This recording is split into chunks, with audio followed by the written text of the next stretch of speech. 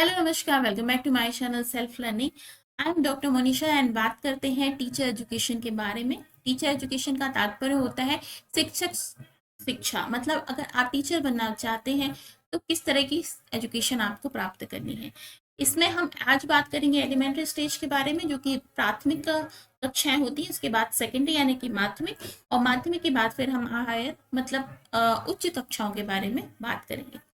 तो चले आगे बढ़ते हैं। पहले बात करेंगे एलिमेंट्री स्टेज के बारे में। तो देखिए, एलिमेंट्री स्टेज जो होती है, प्राथमिक कक्षाएं होती हैं। जनरली 1 से लेकर 5 तक की जो कक्षाएं होती हैं उन्हें प्राथमिक कक्षाएं कहा जाता है। अब जब प्राथमिक कक्षाओं की बात की जाए तो किस तरीके के गोल होने चाहिए एक टीचर को समझाने के लिए कि कैसे गोल को लेकर आपको आगे बढ़ना है। तो देखिए, टीचर एजुकेशन जब एलिमेंट्री स्टेज की बात की जाती है तो यहाँ पर बात करी जाएगी, आप अपना विजन सेट करें कि बच्चे को आपको किस तरीके से पढ़ाना है, कहाँ तक उसको लेकर जाना है। गोल सेट करें, प्रिंसिपल सेट करें। ठीक है, इस स्तर पर बच्चे को पढ़ाने के लिए आपको कौन कौन सी विधियां सीखनी है, किस तरह की स्ट्रैटेजी आप अपनाएंगे, इसके बारे में आप जानकारी लें। जो मुख्य रूप से उद्देश्य की बात की जाती है वो क्या की जाती है कि आप अपने जो गोल्स है उसकी प्रिपरेशन करें। उसके बाद में जो बहुत ही छोटे बच्चे हैं, यंग लर्नर है, मतलब कि अभी बच्चे बोलना ही सीख कर आए हैं, तो जो एकदम कोरी मिट्टी है उसको आपको सिखाने के लिए ऐसी कौन कौन सी विधियां आपको उपयोग में लानी चाहिए। अपने विजन को, अपने गोल्स को आपको वहां पर सेट करना है। ठीक है, एलिमेंट्री स्टेज के लिए अगर हम बात करें तो सबसे पहला अप्रोच जो होता है वो होता है कि चाइल्ड सेंटर अप्रोच आपको अपनाना है। फर्स्ट आपको अप्रोच कौन सा होगा, यानी कि बच्चे को आपको केंद्र में रखकर पढ़ाई करवानी है। अब बच्चे को केंद्र में रखकर कैसे पढ़ाई करेंगे कि यहाँ पर जो बच्चा है वो सेंटर पॉइंट हो जाएगा, प्राइमरी पॉइंट हो जाएगा, बाकी सारी चीजें क्या हो जाएंगी, सेकेंडरी हो जाएंगी। तो यहाँ पर चाइल्ड सेंटर लर्निंग को, चाइल्ड सेंटर ट्रेनिंग को हम एम्फेसाइज करते हैं। इसके बाद में लर्निंग यानी कि सिखाना, किस तरह से सिखाना है बच्चे को, उस पर फोकस किया जाता है। उनकी यूनिक नीड्स, बच्चे जो छोटे हैं, बहुत छोटे हैं, उनकी नीड्स अलग अलग होती हैं। उनके उन्हें आप डांट के या फिर एक जगह बिठा कर आप नहीं सिखा सकते हैं, उनको उनके स्तर पर ले जाकर आपको सिखाना पड़ेगा। ठीक है, उनकी डेवलपमेंटल जो स्टेज होती है स्टूडेंट्स की, उसको समझ कर आपको उन्हें सिखाना है। नेक्स्ट जो अप्रोच होता है वो होता है होलिस्टिक डेवलपमेंट। देखिए, होलिस्टिक का अर्थ होता है समग्र, यानी कि केवल एक पक्ष को हम नहीं देखेंगे कि हम सिर्फ उन्हें अक्षर ज्ञान सिखा रहे हैं, हम केवल उन्हें नंबर सिखा रहे हैं। हम देखेंगे कि उनका ओवरऑल डेवलपमेंट हो रहा है कि नहीं हो रहा है। तो यहाँ पर जब हम होलिस्टिक की बात करते हैं तो किस चीज की बात की जाए कि उनकी ग्रोथ को देखा जाएगा, जो कि सोशल होनी चाहिए, इमोशनल भी होनी चाहिए और फिजिकल भी होनी चाहिए। मतलब उनका सामाजिक विकास भी हो, उनका इमोशनल यानी कि भावात्मक विकास भी हो, और उनका शारीरिक विकास भी हो। आगे बढ़े तो बात कर लेते हैं, नेक्स्ट जो अप्रोच होती है वो होती है इंक्लूसिव अप्रोच। देखिए, इंक्लूसिव एजुकेशन को बहुत बढ़ावा दिया जा रहा है। इंक्लूसिव एजुकेशन में क्या बात की जाती है, इंक्लूसिव का अर्थ होता है समावेशी। अब समावेशी क्या है, देखिए, समावेशी जो है इसमें पहले ये होता था कि हम स्पेशल स्कूल्स की बात करते थे। अगर किसी बच्चे में किसी भी प्रकार की डिसेबिलिटी है तो उसे अलग तरह के स्कूल्स में जाकर शिक्षा दी जाती थी। लेकिन धीरे धीरे ये अप्रोच बढ़ रही है कि चाहे बच्चे में कोई भी डिसेबिलिटी हो, आपको अपने स्कूल का वातावरण ऐसा करना है, अपने क्लासरूम का ऐसा वातावरण करना है कि सभी बच्चे एक साथ एक ही छत के नीचे पढ़ सकें। तो यहाँ पर इंक्लूसिव एजुकेशन को प्रमोट करना है, जिसमें हर तरह के बच्चे, चाहे किसी तरह की डिसेबिलिटी हो, आंखों की या हाथों की या किसी भी तरह की, है ना, उन सभी को, उन सभी नॉर्मल बच्चों के साथ में ही आपको आगे बढ़ाना है। तो एक एज अ टीचर आपको इस तरीके से सीखना है कि आप सभी बच्चों को किस तरह से पढ़ा सकते हैं। तो यहाँ पर दिया जाता है अलग अलग तरीके की एबिलिटी के जो स्टूडेंट्स होते हैं उनको एक साथ बिठाकर आपको कैसे एजुकेशन देना है उसकी विधियां आपको सीखनी है। आगे बढ़े तो डेवलपमेंटली अप्रोप्रिएट प्रैक्टिस। देखिए, यहाँ पर अलग अलग तरह की प्रैक्टिस की बात की जाएगी। देखिए, स्टूडेंट्स जो हैं, अब आपके पास ऐसे स्टूडेंट हैं बहुत छोटे हैं, अब बच्चे का आपको फिजिकल ग्रोथ भी करवाना है, मेंटल ग्रोथ भी करवाना है। तो उनकी ग्रोथ कैसे बढ़ाई जा सकती है, छोटे छोटे से गेम्स कराकर, अलग अलग तरह की ट्रिक्स करके, पजल्स करके, खेलों के द्वारा, जिससे बच्चे आसानी से करें भी, बोर भी ना हो, उनका मोटर और फिजिकल और सारा तरह का डेवलपमेंट हो सके।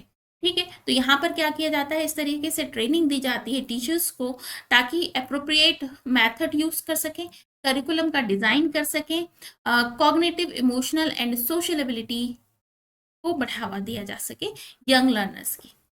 आगे बात करें तो इफेक्टिव पैडागोजी, पैडागोजी का अर्थ होता है आप पढ़ाने की जो स्ट्रेटेजी सीखते हैं उसको हम पैडागोजी कहते हैं।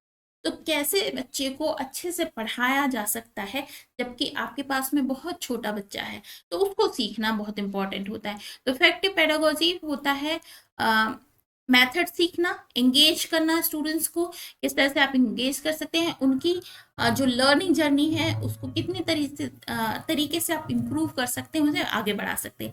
जब हम इफेक्टिव पेडागोजी की बात करते हैं तो यहाँ पर आती है इंस्ट्रक्शनल स्ट्रेटेजीज, मैनेजमेंट टेक्निक्स और करिकुलम डिजाइन।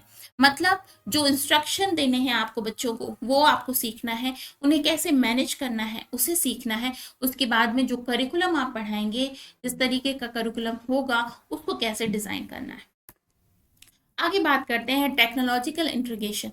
देखिए आज हम जिस युग में हैं वो युग टेक्नोलॉजी का युग है। पहले जब एजुकेशन की बात की जाती थी तो एक क्लासरूम हुआ करता था, एक ब्लैक बोर्ड और चॉक डस्टर के साथ में एक टीचर हुआ करता था, कुछ बुक्स होती थी, कुछ कैलेंडर्स होते थे।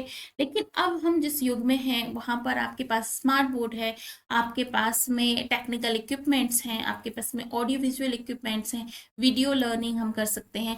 तो इस तरह से इन सबको इंटीग्रेट करके आपको अपने बच्चों को पढ़ाना है। आपके पास बहुत ही छोटा बच्चा है, उसका फोकस कैसे क्लियर हो, टीचिंग पर कैसे क्लियर हो, जो भी विषय आप उसे पढ़ा रहे हैं उसको ध्यान में रखते हुए। तो यहाँ पर preparing for teachers for integrated technology, digital tools, उसके बाद में किस तरीके से आप उसके द्वारा लर्निंग को इन्हेंस कर सकते हैं, ये भी आपको सीखना है। नेक्स्ट आ जाती है असेसमेंट एंड इवेल्युएशन। देखिए स्टूडेंट्स हैं, बहुत छोटे हैं, लेकिन मूल्यांकन तो होगा, असेसमेंट भी होगा, उनका इवेल्युएशन भी होगा।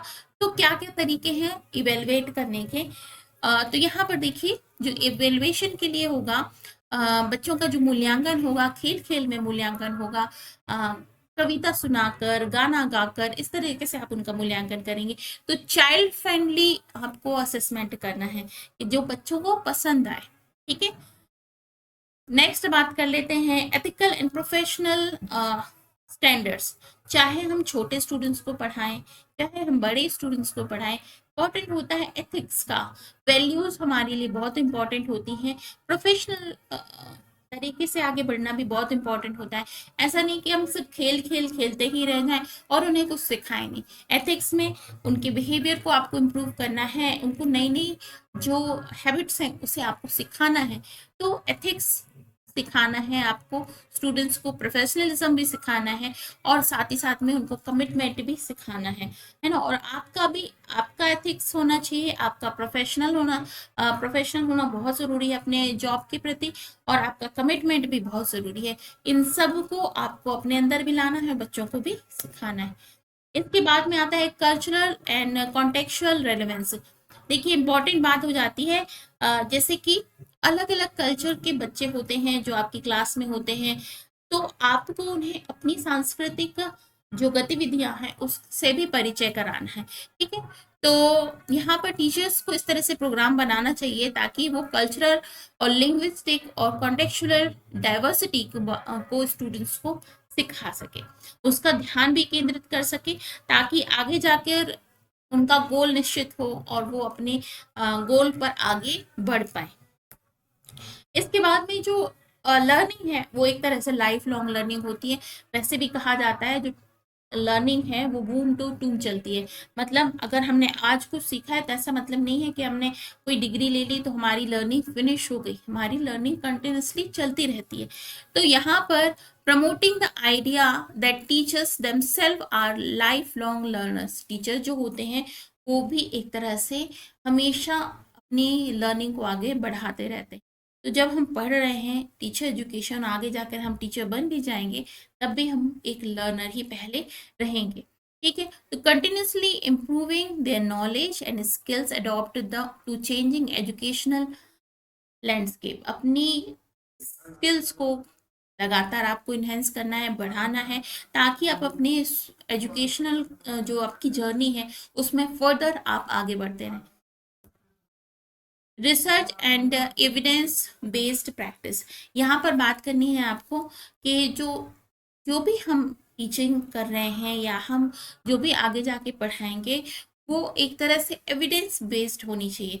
साइंटिफिक तरीके से हमें अपने स्टूडेंट्स को आगे बढ़ाना है।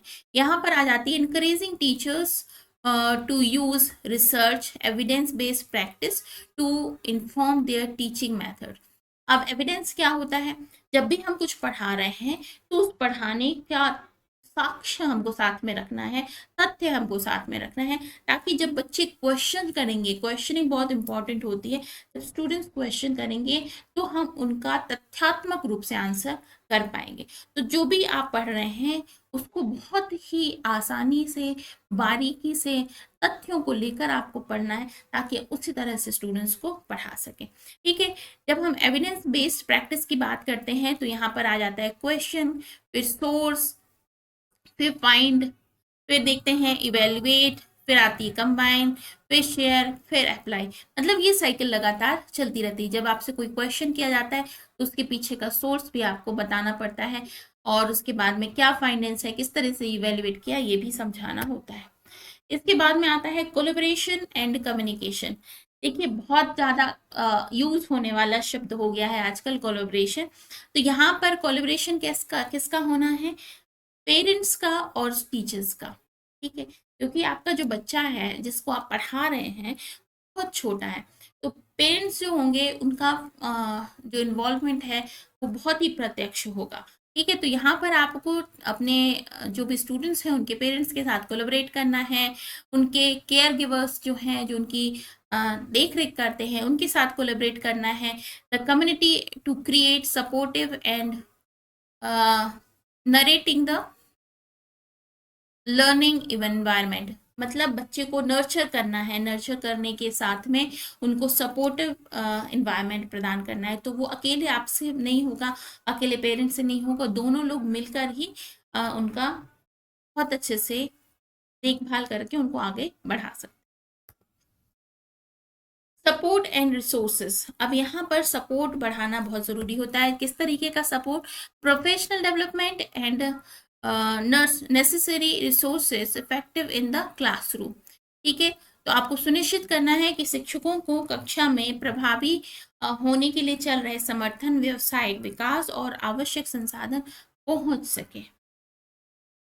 देखिए अब यहाँ पर बात कर लेते हैं, जो टीचर एजुकेशन का ये स्टेज होता है, एलिमेंट्री स्टेज होता है, यहाँ पर जो विजन होता है वो बहुत ही डिफरेंट होता है हायर एजुकेशन और सेकेंडरी एजुकेशन से। अगर हम कल कंपेयर करें तो the vision for teacher education at the elementary stage is dynamic and evolves over time to address changing needs of the students and education sector। प्राथमिक स्तर पर जब हम बात कर लेते हैं तो शिक्षक शिक्षा की दृष्टि से गतिशील है और छात्रों और शिक्षा के क्षेत्र की बदलती हुई जरूरतों को पूरा करने में समय के साथ में विकसित होती है। ठीक है। यह सुनिश्चित करने के लिए एक महत्वपूर्ण पहलू है कि प्राथमिक विद्यालय के शिक्षक बच्चों के भविष्य के सीखने और विकास के लिए एक महत्वपूर्ण आधार प्रदान करने के लिए अच्छी तरह से तैयार। तो इस तरह से टीचर एजुकेशन हम प्रोवाइड करते हैं। तो ये थी आज की क्लास। आई होप आपको ये क्लास सही लगी होगी। अच्छी लगी हो तो लाइक जरूर कीजिएगा, शेयर जरूर कीजिएगा अपने फ्रेंड्स के साथ में, और अगर कोई क्वेश्चन हो तो मुझसे जरूर पूछेगा, मैं इसका आंसर देने की। Thank you so much.